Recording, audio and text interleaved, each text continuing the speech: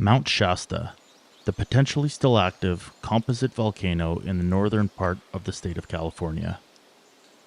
The earliest known settlers of this area arrived over 7,000 years ago and were made up of several Native American tribes, including the Okinachu, the Modoc, the Achamawi, and the Klamath. This is where the legend of Mount Shasta begins. Hundreds of UFO sightings, dozens of tall and hairy hominid sightings, and endless stories of a lost city within the mountain itself. Native American legends speak of tribes entering and exiting Mount Shasta via caves, and gods coming down from the skies to fight the gods who lived in the mountains.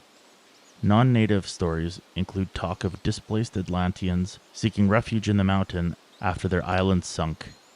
Occult theosophist Helena Blavatsky claimed that a race of beings called the Lemurians lived deep inside Mount Shasta. There are even New Age religions that have been started after a chance encounter with a man who introduced himself as the Count of Saint Germain, who himself has a story that is worthy of legends. Somewhere in the middle of all these tales, there is a man by the name of J.C. Brown. A prospector, geologist, and treasure hunter, Brown was hired by the Lord Caudry Mining Company out of England to prospect for gold in the Cascades of Northern California. In 1904, Brown claimed to have come across a large pile of rocks at the base of a cliff.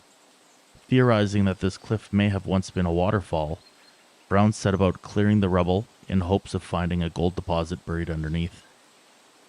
As Brown cleared away the rocks and boulders, he unearthed this strange cave that he described as a tunnel of unusual dimensions, 10 feet high and 7 feet wide, that curved downward into the heart of the mountain. Brown followed this tunnel for what he estimated was about 18 kilometers or 11 miles. Deep underground, Brown described finding bizarre machinery, which he at first attributed to a defunct mining operation. That was until he found a large cache of gold objects and figurines.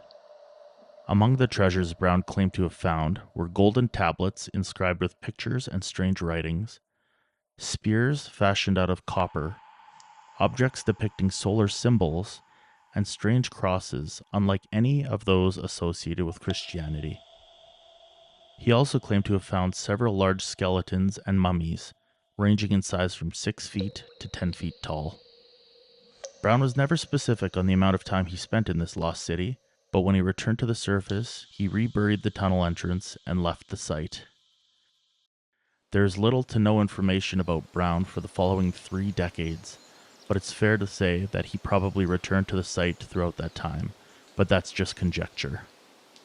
In 1934, at the age of 79, J.C. Brown found his way to Stockton, California, where he met an explorer by the name of John C. Root. Brown shared his story with Root, and together, they decided to gather a party of explorers and return to the lost city and catalog the relics he had discovered over 30 years prior. Brown and Root quickly assembled a group of 80 explorers and had planned on heading out the following morning. As the group arrived at their takeoff point, ready to depart on expedition, one man was missing: J.C. Brown. Members of the expedition were not able to find Brown, so the decision was made to contact the police. The police were satisfied that the disappearance wasn't part of an elaborate hoax or scam, as Brown never accepted any money from any members of his party. J.C. Brown just simply vanished, never to be seen or heard from again. Did J.C. Brown stumble upon an actual lost city? What happened the night before the expedition started? Let us know what you think. And until next time, stay curious.